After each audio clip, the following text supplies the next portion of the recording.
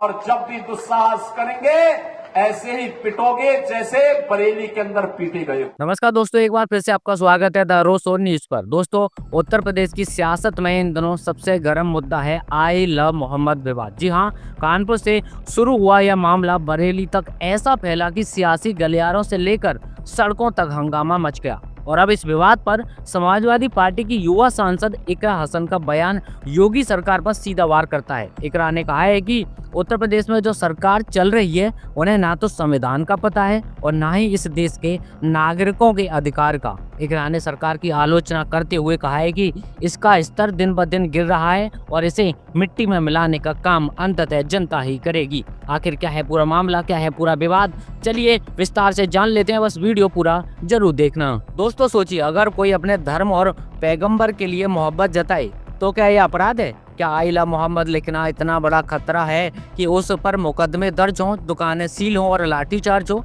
यही सवाल उठा रही हैं समाजवादी पार्टी की सांसद इकरा हसन। और उनका कहना है यह सब तानाशाही है, संविधान की धज्जियां उड़ाई जा रही हैं। वहीं आपको बता दें इस पूरे विवाद की शुरुआत कहां से हुई थी। ईद मिलाद उन नबी के मौके पर कानपुर में एक जुलूस निकला। उस दौरान आई लव मोहम्मद लिखे पोस्टर और लाइटिंग लगाई गई। कहानी यहीं से शुरू होती है दोस्तों। कुछ संगठनों ने आपत्ति जताई कि यह नया तरीका है और परंपरा के खिलाफ है। पुलिस ने तुरंत कार्रवाई की और मुस्लिम युवाओं के खिलाफ एफआईआर दर्ज कर दी। इसके बाद माहौल गर्मा गया। बरेली में जब यह मामला उठा तो सड़क पर प्रदर्शन और हिंसा की नौबत आ गई। पुलिस को लाठीचार्ज करना पड़ा, कई लोग गिरफ्तार हुए और प्रशासन ने दुकानों तक को सील कर डाला। आपको बता दें वहीं मुख्यमंत्री योगी आदित्यनाथ ने साफ कहा है कि उपद्रवियों को बख्शा नहीं जाएगा। सरकार का दावा है कि यह सब माहौल बिगाड़ने की कोशिश है और इसके पीछे सुनियोजित साजिश है। लेकिन विपक्ष का कहना है कि सरकार एक धार्मिक नारे को मुद्दा बनाकर नागरिक अधिकारों पर हमला कर रही है। वहीं आपको बता दें यहीं पर सामने आई समाजवादी पार्टी की सांसद इकरा हसन। उन्होंने सरकार पर सीधा वार करते हुए कहा है कि उत्तर प्रदेश में जो सरकार चल रही है उन्हें ना तो संविधान का पता है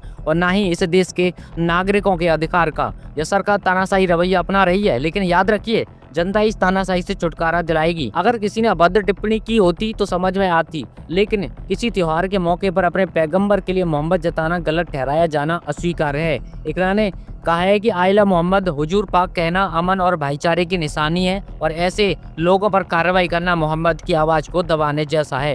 इकरा हसन ने सरकार को सीधी चेतावनी भी दे डाली है। उन्होंने कहा है कि अगर हर धर्म की भावनाओं पर इसी तरह आपत्तियां लगाई जाएं तो देश का सामाजिक ताना बाना किस तरह सुरक्षित रहेगा, ये सरकार को सोचना जरूर चाहिए। उन्होंने आगे कहा है कि दुनिया भर में पैगंबर के चाहने वाले हैं और वे किसी भी तानाशाही फरमान से मोहब्बत जताना बंद नहीं करेंगे। मैं आपको बता दें बरेली में हुई हिंसा पर भी इकरा हसन ने सवाल उठाए हैं। उनका आरोप है कि पुलिस ने एक तरफा कार्रवाई की, निर्दोष दुकानदारों तक को परेशान किया। उन्होंने कहा है कि दुकानों को सील करना मनमानी है और इसका असर आम नागरिकों पर पड़ रहा है। यह विवाद आपको बता दें अब दोस्तों एक नारा नहीं रहा है, यह सरकार बनाम विपक्ष की लड़ाई बन चुका है। भाजपा कह रही है कि यह सब सुनियोजित उकसावे का हिस्सा है। वहीं समाजवादी पार्टी कह रही है कि सरकार मुद्दे से ध्यान भटकाने के लिए धार्मिक मामलों में दखल दे रही है। इकरा हसन का बयान इस लड़ाई को और धार दे रहा है और उन्होंने कहा है कि सरकार का स्तर दिन ब दिन गिर रहा है, अंततः जनता इसको मिट्टी में मिलाएगी। आपको बता दें इकरा हसन का कहना है कि सरकार को इन सवालों पर गंभीरता से जरूर विचार करना चाहिए कि क्या आई लव मोहम्मद कहना सचमुच कानून व्यवस्था का मुद्दा है, क्या यह धार्मिक स्वतंत्रता का हिस्सा नहीं है जिसे संविधान ने हर नागरिक को दिया है। और अगर इस पर आपत्ति जताई जाएगी तो क्या कल आई लव राम और या फिर आई लव महादेव लिखने पर भी आपत्ति होगी? उनके ये खैर सवाल हैं दोस्तों। यूपी में आई लव मोहम्मद विवाद अब कानून व्यवस्था से ज्यादा राजनीति का मुद्दा बन चुका है। कानपुर से शुरू हुआ यह मामला बरेली तक हिंसा में बदला और अब सियासी बयानबाजी ने इसे तूल दे दिया है। समाजवादी पार्टी की सांसद इकरा हसन कह रही है ये सरकार तानाशाही चला रही है और संविधान की समझ तक नहीं रखती। अब देखना यह है कि योगी सरकार इस विवाद को किस रूप में लेती है, कानून का उल्लंघन मानकर या फिर विपक्ष की तरह इसे नागरिक अधिकारों का सवाल समझकर। आपकी क्या राय है? अपनी राय हमें कमेंट करके जरूर बताएं और आगे भी देश दुनिया की और भी तमाम खबरें पाते रहने के लिए हमारे साथ जुड़ जाइए, हमें सपोर्ट कीजिए, हमारी वीडियो को लाइक करके चैनल को सब्सक्राइब भी कर लीजिए।